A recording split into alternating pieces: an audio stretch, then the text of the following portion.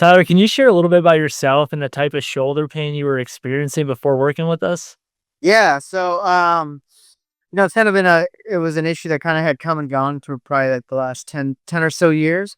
Um, but yeah, a lot of pain, was, sleeping, kind of waking up in the morning, kind of feeling pinched, and then certain movements like, reaching up for something in like the fridge or, probably reaching back in the car was probably the most like, uh, Gotcha. yeah, significant ones.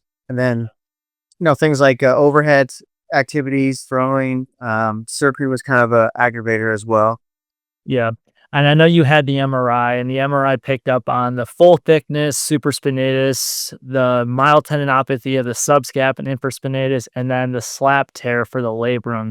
Can you walk me through, like, what when you saw that, like, where your head was at and like where you're at now? So I had an MRI maybe 5 years ago prior to that, and I think it kind of showed the tendinopathy, some like partial thickness tears, but the full thickness tear was definitely, I was like, oh man, like feel like this is gonna go like a surgical route.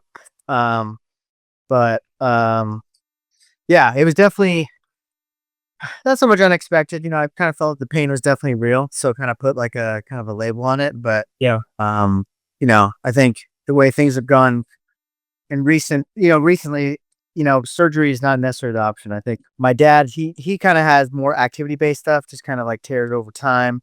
Um, Yeah. and I think, he kind of sought the advice of a surgeon, and that's kind of the route he's gone. And I think even it's been 3 years, and I think he still has a lot of issues with that.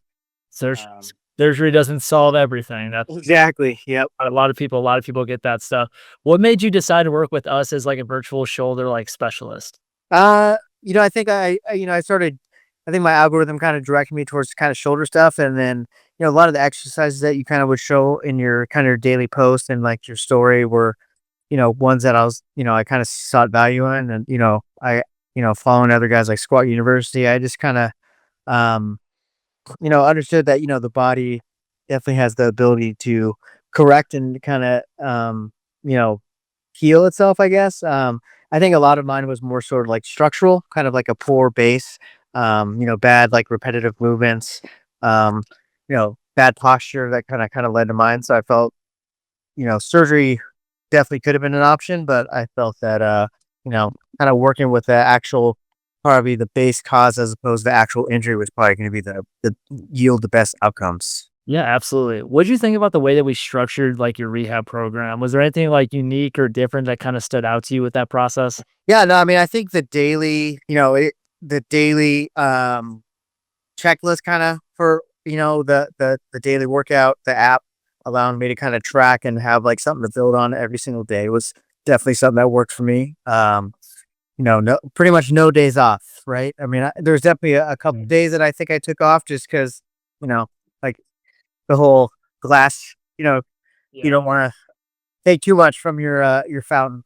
Got to let a little replenishment take place. But yeah, I thought the daily activities were, you know, I guess I had faith in, how it was gonna go. And I think, I kind of saw the progress, you know, evolve as, probably like week 4, week 5 is when I started kind of seeing, where each exercise was going. Just like the chin tuck, neck lift, just something simple like that. I'm like, oh yeah, I kind of could see how that can play. Kind of releasing the nerves and stuff like that. Yeah. Can you walk me through like what you were experiencing with like sleep before and kind of where you're at now? Sure. Yeah, so just I mean, just kind of settling down at night, there'd be a lot of like shoulder pain, and a lot of pillow thoughts and stuff like that. Waking up in the morning, feeling kind of like, sleep wasn't as regenerative as it should have been.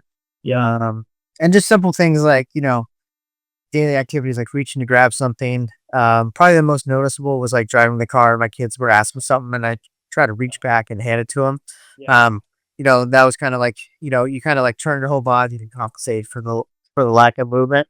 Yeah. Um, but yeah, and then there's certain things that like exercise are bench press, overhead, like kettlebell flings, snatch, that stuff like that. Yeah. Um, I kind of has stayed away from just because of the pain. You know. Yeah. What, can you, elaborate a little bit, like, on the referral pain that you were kinda having to some different spots? Sure.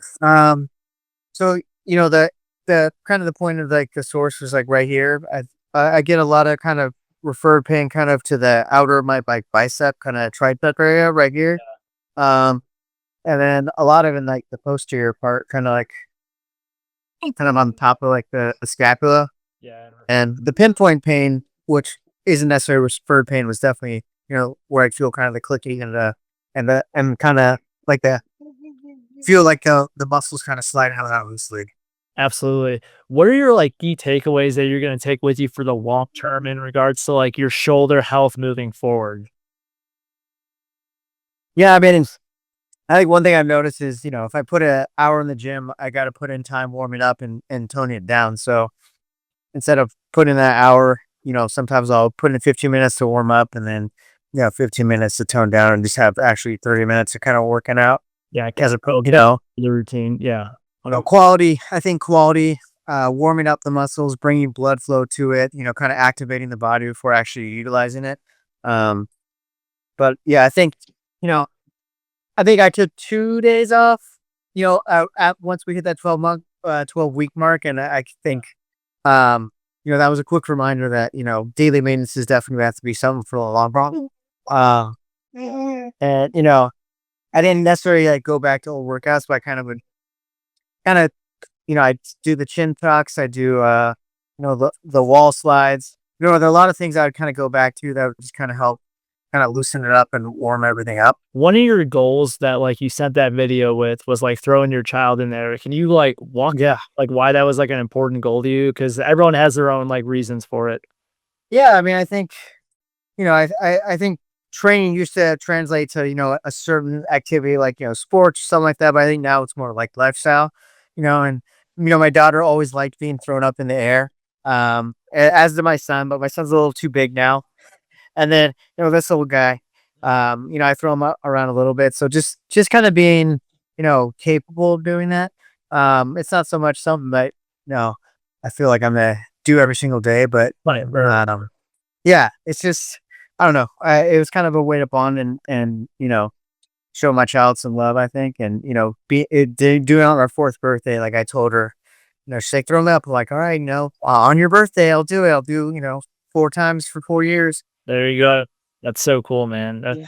It gives me goosebumps to kinda hear that. So what would you say to someone who's hesitant about starting a virtual shoulder rehab program like this? I think you have a lot less excuses to not participate. I think the convenience of having something virtual and at your fingertips that you can incorporate, anytime throughout the day. Especially for my lifestyle. Sometimes I usually work till midnight, but sometimes I work till 3 a.m. So, there's a lot of it gives you less excuse. Like driving to an actual office, planning, getting ready, and then driving there and back. You know, being able to do it like 20, 30 minutes from the convenience of your home definitely allowed for, I think, the long-term success of it. Yeah. Motivation, accountability. Yeah, But the app, I think, took care of a lot of that, kind of checking those boxes, and completing it on having kind of those daily goals really helped me at least maintain interest and stay engaged despite it being virtual. I mean, yeah. and to do, a session every single day for 12 weeks is pretty impressive, I think.